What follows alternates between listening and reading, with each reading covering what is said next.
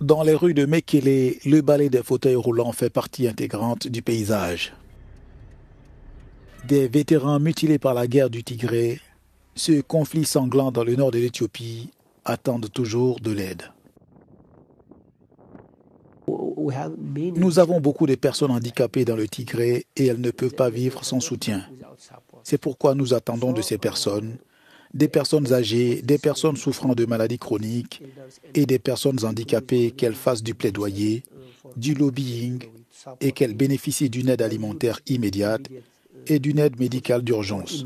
L'un des problèmes cruciaux concerne les médicaments et d'autres questions.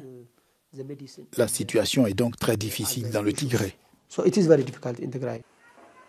Plus de 2 ans après la guerre, Chandera, vétéran de 41 ans, vit avec des débris de métal dans le corps et les soins se font toujours attendre. Mon œil perd du liquide et des éclats d'obus restent logés dans mon genou. Une balle est toujours dans ma tête et je n'ai reçu aucun traitement spécialisé. Je suis incapable de nourrir ma femme et mon enfant et je n'ai rien à manger. Je vis dans cette maison de tôle délabrée.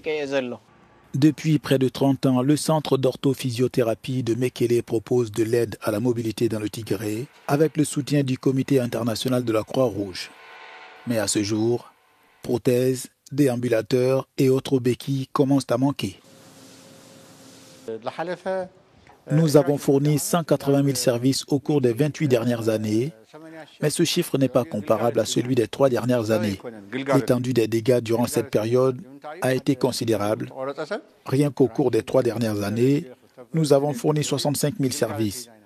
La charge qui pèse sur ce centre de physiothérapie est donc immense. Au Tigré, les centres de santé se retrouvent débordés au sortir d'une guerre qui a fait plus de 600 000 morts entre des combattants locaux opposés aux troupes fédérales d'Éthiopie et leurs alliés.